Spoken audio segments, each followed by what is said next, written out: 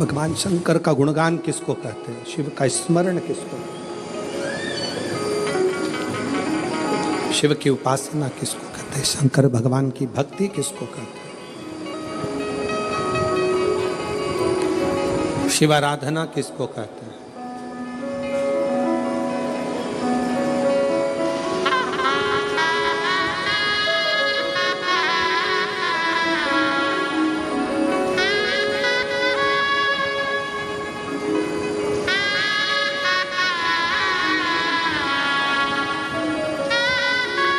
आप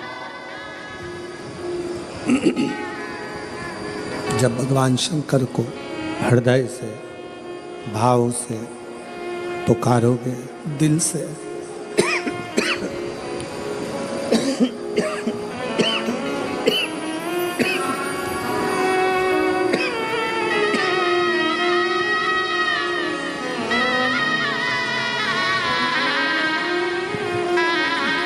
आप जब भगवान शंकर को दिल से भाव से पुकारोगे, शिव स्वीकार करेगा, शंकर स्वीकार करेगा। केवल एक विश्वास के साथ, एक भरोसे के साथ, एक दृढ़ता के साथ शिव की स्तुति करिए, शंकर के भजन करिए, शंकर का स्मरण करिए।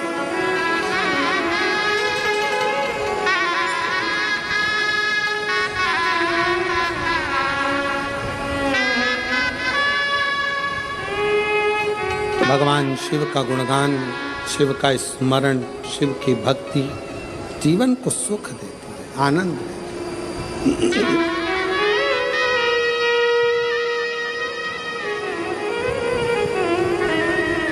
कोई कहे आपसे कि शंकर भगवान विरक्ति दे देते हैं, नहीं, शिव तोड़ते नहीं हैं, शिव जोड़ते हैं, जोड़ते हैं।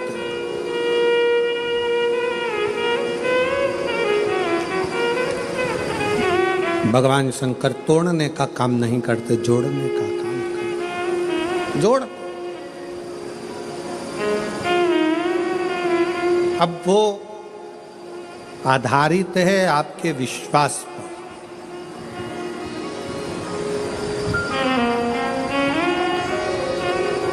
वो आधारित है आपके भरोसे पर, वो आधारित है आपकी दृढ़ता पर।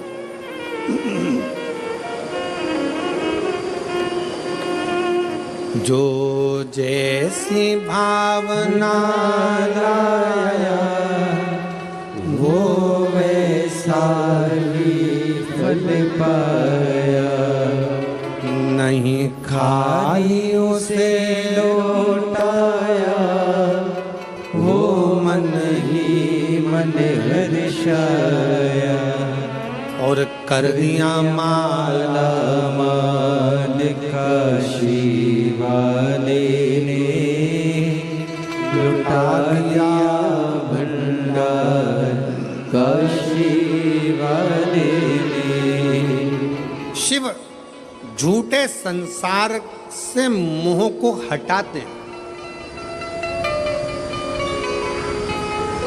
कोई ने कहा शंकर भगवान विरक्ति देते, किससे विरक्ति? सावधान होकर सुनिएगा जरा, किससे विरक्ति? शंकर भगवान आपको किससे दूर करेंगे? जो आपका अहित चाहता,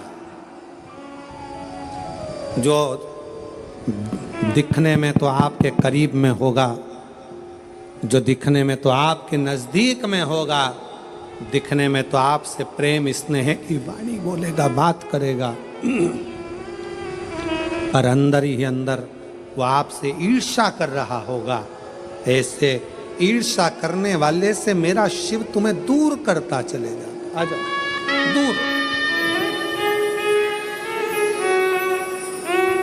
ऐसा ही फल पाया जो जैसी भावना लाया, वो वैसा ही फल पाया, नहीं खाली उसे लौटाया, वो मन ही मन हर्षाया। आप जितना जितना कोई कहे शंकर विरक्ति किससे विरक्त कर देते हैं, किससे दूर कर देते हैं, तो कहा जो आपके लिए घातक है, जो आपके लिए दुखदाई है, जो आपके लिए कष्टप्रद है, शिव उसको दूर कर देते हैं। शंकर माल काशी वाले ने लुटा दिया भंडार, काशी वाले ने कर दिया माला माल, काशी वाले ने कर दिया माला माल, काशी वाले ने। शिव की आराधना आपको सुख दे, सुख।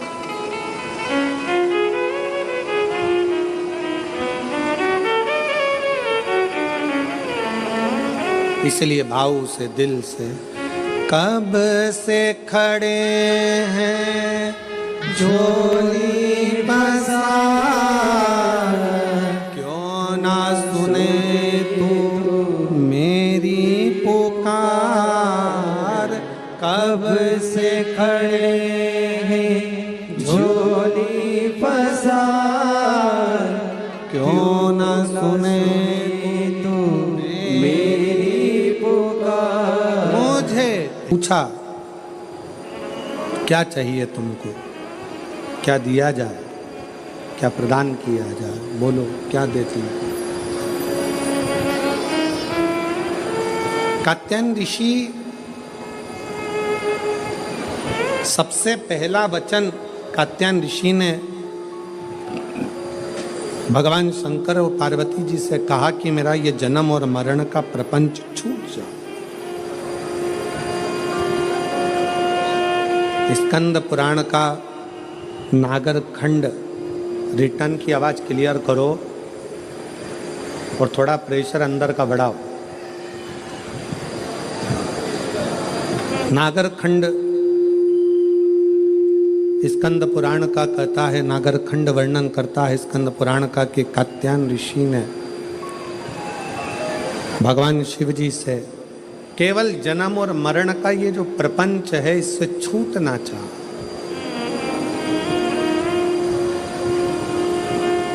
इससे मुक्ति कैसे मिले, इस जन्म और मरण के प्रपंच से हम छूट कैसे जाए, जन्म और मरण के इस प्रपंच से हमारा छुटकारा कैसे हो, इससे छूटे कैसे। तो कहा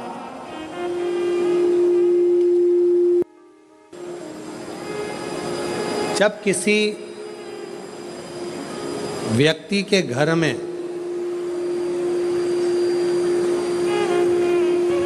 एक बेटी का जन्म होता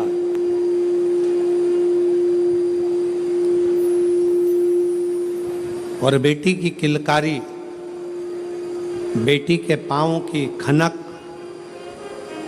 बेटी के किलकारी पाँव की खनक, बेटी के चरण जब किसी के घर के अंदर आते हैं और यदि शिव कृपा से, भगवान की करुणा से, भगवान की दया से माता पिता उस बेटी की परवरिश कर कर उसका कन्यादान अगर कर देते हैं तो उस माता पिता का भी अगला जन्म नहीं होता, वो इस जन्म और मृत्यु के प्रपंच से छूट गए। अब इससे सरल क्या हो सकता है, जरा विचार करिएगा जरा। बहुत सावधानी से इस कथा का स्मरण करिएगा, बहुत ध्यान से सुनिएगा कि बड़े बड़े तपस्वी तप करने जा रहे हैं, साधना वाले साधना करने जा रहे हैं, उपासना वाले उपासना करने जा रहे हैं, व्रत वालों ने व्रत रखा, साधना वालों ने साधना करी, तपस्या वालों ने तपस्या करी, और कंदराओं में बैठकर कोई संत बन गया, कोई साधु बन गया, कोई तपस्वी बन गया, कोई साधक बन गया, कोई उपासक बन गया। किस लिए? कि हम जन्म और मरण के प्रपंच से छूट जाएं। पर शंकर भगवान ने माता पार्वती की साक्षी में कात्यायन ऋषि से कहा कि जब किसी गृहस्थी के घर में एक बेटी का जन्म होता है और उस बेटी की परवरिश जब माता पिता करते हैं बेटी के किलकारी जिसके घर में गूंजती है और बेटी के चरण जिसके घर में पड़ते हैं, और बेटी का जब कन्यादान होता है तब माता पिता फिर कोई जन्म नहीं लेते, वो माता पिता परमात्मा की शरणागति का सुख भोगते।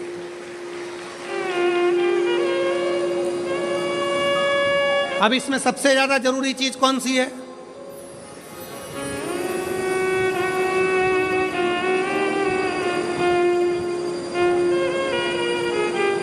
एक बहुत ध्यान देने वाला विषय है, थोड़ा ध्यान दीजिएगा।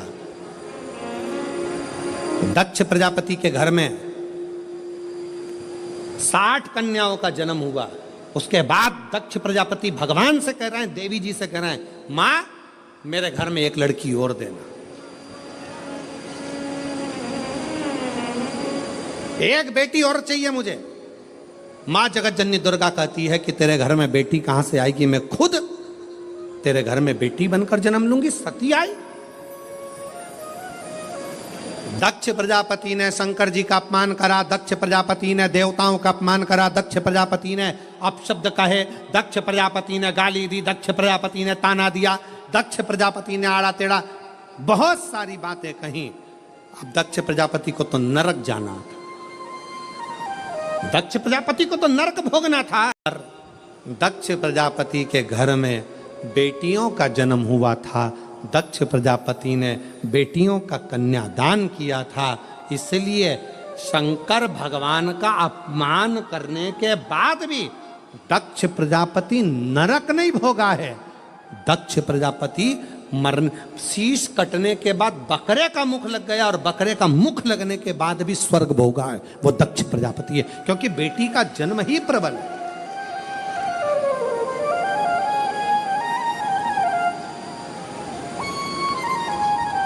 महाराज, सुखी वो नहीं जिनके घर में धन की पेटी है, सुखी वो नहीं जिनके घर में धन की पेटी है, सुखी वो हैं जिनके घर में मुस्कुराती बहू और बेटी है।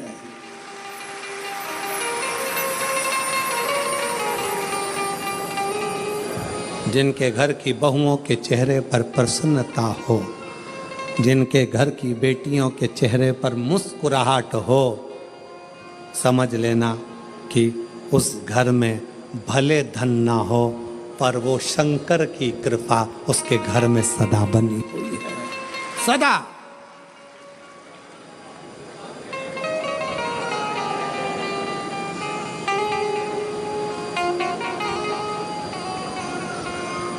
नवरात्रि चल रहे हैं,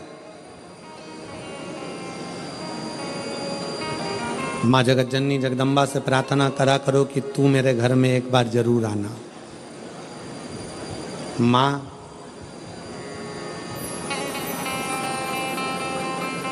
प्रत्येक घर के अंदर एक बेटी का जन्म जरूर होना चाहिए। माँ और बाप को दूसरा जन्म नहीं लेना पड़ेगा, वो भगवान शंकर के धाम में खूब आनंद के साथ कैलाश पर बैकुंठ में स्वर्ग के सिंहासन पर बैठेगा, स्वर्ग सिंहासन। मैं माननीय विधायक महोदय श्री राजेश दादा पांडवी जी को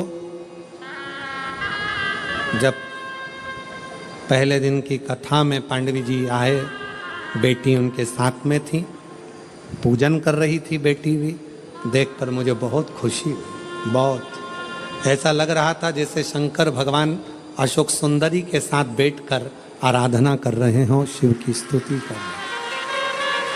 मैं पांडवी जी को इसका लिए धन्यवाद देता हूँ, साधुता साधु प्रसन्न हुई।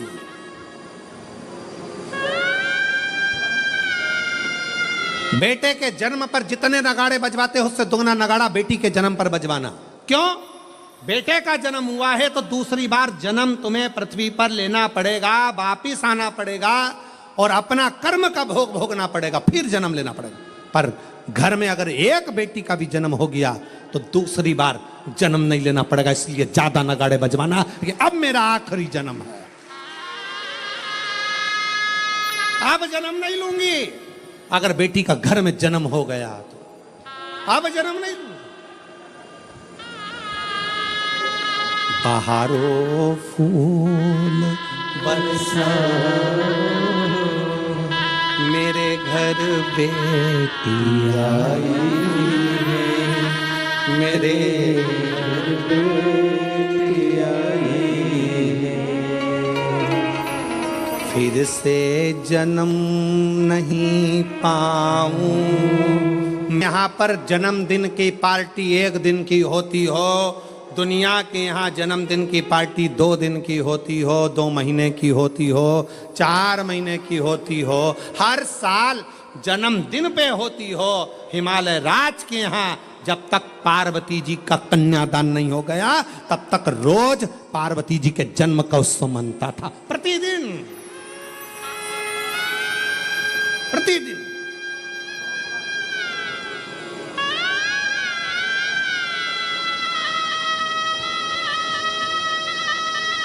पार्वती जी के जन्म का उत्सव रोज मनता था हिमालय राज के घर, रोज।